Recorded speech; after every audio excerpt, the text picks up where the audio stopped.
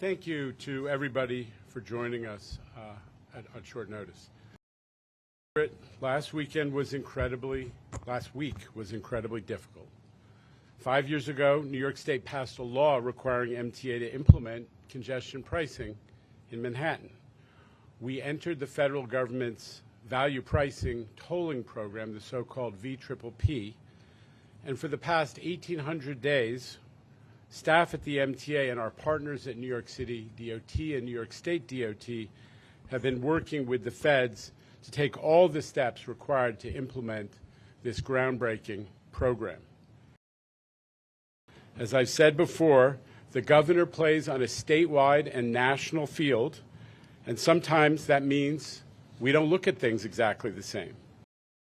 We are going to do now, and we have to do, an intensive review about the best way to reprioritize and shrink the current 2020 to 2024 MTA capital program.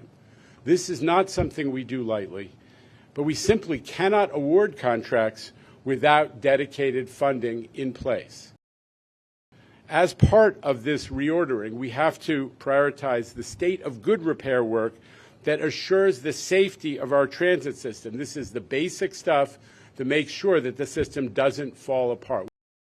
This is complicated, but if we are borrowing money earlier to make up for the money we don't have, that has impact on the operating budget because that debt service goes over to operating. There are a lot of MTA employees who are paid in large part or in part out of the capital program.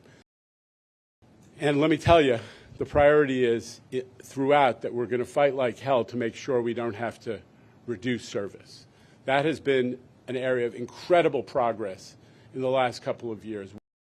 But I have to emphasize we are going to continue to defend the federal lawsuits against the FONSI, the federal approval that was given to us in 2023.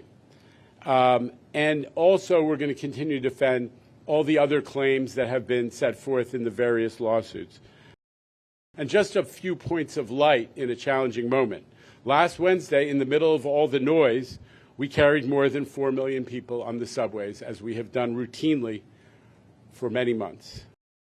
What would have to be in the future to keep making progress on state of good repair? And that's even before we think about all the things we want to do, like the Interborough Express and many other expansion projects that are talked about.